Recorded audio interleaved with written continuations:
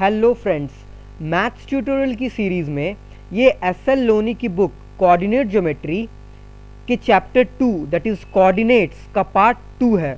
और इस पार्ट में हम आर्टिकल नंबर 20 और 21 के कॉन्सेप्ट्स को बहुत अच्छे तरीके से डिस्कस करने वाले हैं। So in article number 20 we have to find the distance between 2 points whose coordinates are given. मतलब हमें दो पॉइंट्स के बीच के डिस्टेंस को फाइंड करना है और उन दोनों पॉइंट्स के कोऑर्डिनेट्स हमें गिवन है। तो हम ऐसा मानते हैं कि जो दो पॉइंट्स हैं P1 एंड P2 उनके coordinates x1 and y1 and x2 and y2 दिए हुए हैं। नाउ अगर हमें दो पॉइंट्स के बीच के डिस्टेंस को फाइंड करना है तो हम क्या करेंगे? सबसे पहले तो हम दो एक्सेस ड्रॉ करेंगे, that is axis of x and axis of y, जिन्हें हम एक साथ एक्सिस ऑफ कोऑर्डिनेट्स भी बोलते हैं। Now this is the x axis और ये y एक्सिस है, और हमने इन दोनों एक्सेस के बीच के एंगल को 90 डिग्री लिया है, मतलब ओमेगा इज 90 डिग्री। तो इसका मतलब हम रेक्टेंगुलर कोऑर्डिनेट्स में डिस्टेंस फाइंड करने वाले हैं, और आगे पूरे कोऑर्डिनेट ज्योमेट्री में हम रेक्टेंगुलर कोऑर्डिनेट्स ही कंसिडर करने वाले हैं। नाउ इन दोनों पॉइंट्स के बीच के डिस्टेंस को हम कार्टेशियन सिस्टम ऑफ कोऑर्डिनेट्स का यूज करके फाइंड करने वाले हैं। मतलब कार्टेशियन सिस्टम ऑफ कोऑर्डिनेट क्या होता है?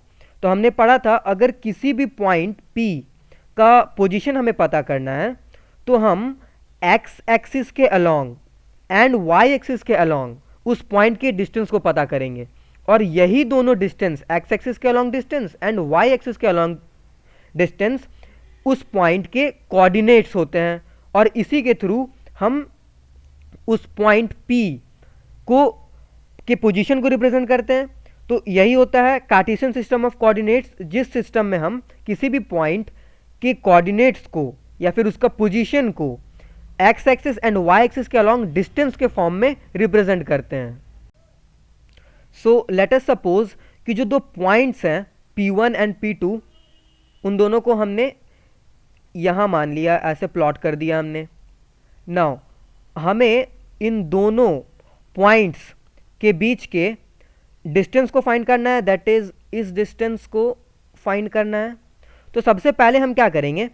P1 से y एक्सिस के पैरेलल एक लाइन ड्रॉ करेंगे ताकि वो x एक्सिस पे कहीं मीट करे।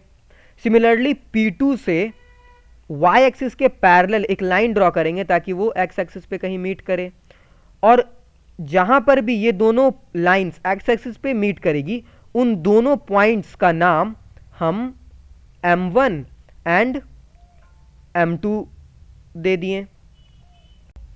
नाउ सबसे पहले हम P1 एंड P2 के बीच के डिस्टेंस को x एक्सिस के अलोंग फाइंड करेंगे, and similarly P1 and P2 के डिस्टेंस को y एक्सिस के अलोंग फाइंड करेंगे।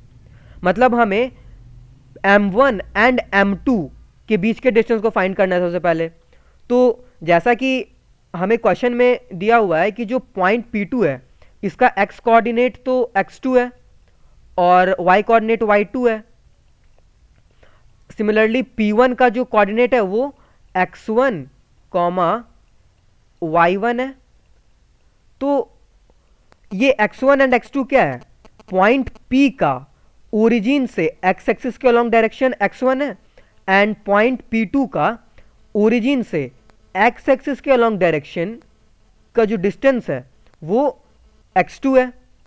तो अगर ओरिजिन से M2 का डिस्टेंस x2 है और ओरिजिन से M1 का डिस्टेंस x1 है, तो M1 और M2 के बीच के डिस्टेंस को तो हम x2 माइनस x1 बोलेंगे ना। सिमिलरली अगर हम P1 से एक पैरेलल लाइन ड्रॉ करें x एक्सिस के पैरेलल ताकि वो P2 M2 पे कहीं मीट करे, और इस पॉइंट को नाम दे दें हम R, दैट इज R। तो P2 और R के बीच के डिस्टेंस को हम कैसे बोलेंगे? ये जो डिस्टेंस है टोटल y2 और ये जो डिस्टेंस है y1, इन दोनों के डिफरेंस से रिप्रेजेंट करेंगे P2 और R के डिस्टेंस को। दैट इज ये P2R2 जो डिस्टेंस होगा, सॉरी P2R जो डिस्टेंस होगा वो y2 माइनस y1 होगा।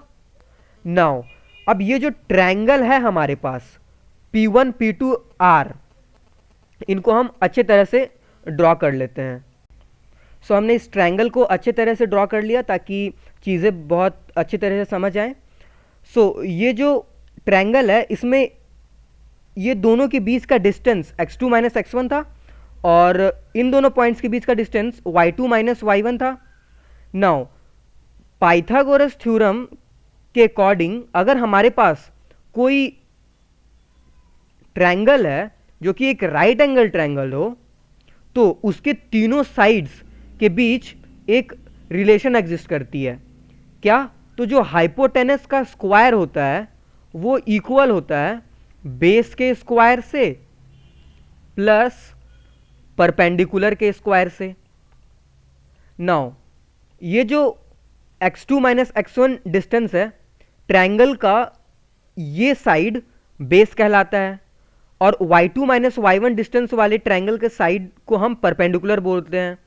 और ये जो डिस्टेंस है P1 एंड P2 पॉइंट्स के बीच का डिस्टेंस, इसे हमने P1 पॉइंट माना था और इसे P2 माना था, तो इन दोनों के बीच के डिस्टेंस को हम हाइपोटेनस बोलते हैं। तो अगर ऐसा है तो हमें तो सिर्फ हाइपोटेनस का वैल्यू निकालना होगा ना। तो हाइपोटेनस का value actually root under b square plus p square होगा। नाउ बेस तो x2 माइनस x1 है और perpendicular to y2 minus y1 है। देयरफॉर जो हमें P1 P2 की वैल्यू मिलेगी वो जो डिस्टेंस होगी इन दोनों के बीच P1 और P2 के बीच वो हाइपोटेनस की वैल्यू होगी और वो होगी,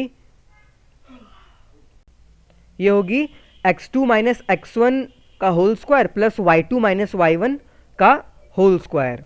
सो हमने दो गिवन पॉइंट के बीच के डिस्टेंस को फाइंड कर लिया है which is equal to root under x2 minus x1 का whole square plus y2 minus y1 का whole square. Now article number 20 में एक बहुत ही इंपॉर्टेंट पॉइंट है कि अगर ये जो पॉइंट है P1 ये ओरिजिन हो, मतलब x1 एंड y1 की वैल्यूज 0 0 हो, तो P2 पॉइंट की डिस्टेंस ओरिजिन से कितनी होगी। तो इस डिस्टेंस को फाइंड करने के लिए सबसे पहले तो हम दो एक्सिस ड्रॉ करते हैं, that is axis of x and axis of y।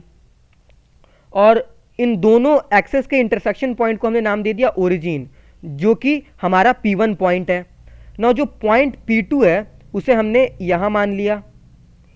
तो हमें ओरिजिन एंड पॉइंट P2 के बीच के इस डिस्टेंस को फाइंड करना है। तो हम सेम प्रोसेस अप्लाई करेंगे, दैट इज P2 पॉइंट से एक पैरेलल लाइन ड्रॉ करेंगे y एक्सिस के पैरेलल, ताकि वो x एक्सिस पे कहीं मीट करे और जिस भी पॉइंट पे वो x एक्सिस पे मीट करेगी उस पॉइंट को हमने नाम दे दिया M। नाउ ये जो ट्रायंगल है हमारे पास OMP2, ये भी एक राइट एंगल ट्रायंगल है। तो इस ट्रायंगल में भी हम पाइथागोरस थ्योरम का यूज करके OP2 की वैल्यू, मतलब जो डिस्टेंस है, उसे फाइंड कर सकते हैं इन द सेम वे जैसे हम P1 और P2 दो पॉइंट्स के बीच फाइंड किए थे इसी आर्टिकल में। ना जो डिस्टेंस है OP2 वो होती है root under x2 minus x1 का स्क्वायर। तो x1 तो यहां पर 0 है, तो सिंपली यहां पर x2 माइनस 0 का होल स्क्वायर हो जाएगा, दैट इज x2 का whole square plus y2 minus y1 का whole square. Since y1 is 0 therefore y2 का होल स्क्वायर। सो जो हमारे पास रिजल्ट आया, हम उससे एक कंक्लूजन निकाल सकते हैं कि अगर किसी भी पॉइंट का हमें डिस्टेंस फाइंड करना है ओरिजिन से, तो वो उस पॉइंट के कोऑर्डिनेट्स के स्क्वायर के समेशन के अंडर रूट का वैल्यू होता है, that is OP2 is equal to x2 का स्क्वायर प्लस y2 के स्क्वायर, मतलब x2 square plus y2 square के समेशन का under root. Now article number 21 में यह बताया गया है कि आर्टिकल नंबर 20 में जो हमने डिस्टेंस का फॉर्मूला निकाला था वो तो सिर्फ एक ही पर्टिकुलर केस के लिए निकाला गया था जब कोऑर्डिनेट्स उन दोनों पॉइंट्स के पॉजिटिव होते थे।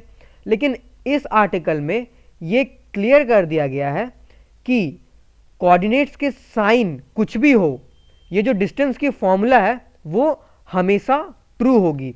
That is the formula will be found to be true for all the points. वो सारे पॉइंट्स अलग अलग साइन के कोऑर्डिनेट्स के साथ हो या ना हो, डिस्टेंस की फॉर्मूला हर क्वाड्रेंट में हर पॉइंट के लिए सेम होगी। सो अगर आपको लगता है कि आपने इस वीडियो से कुछ सीखा तो ज़रूर सब्सक्राइब करें मेरे चैनल को।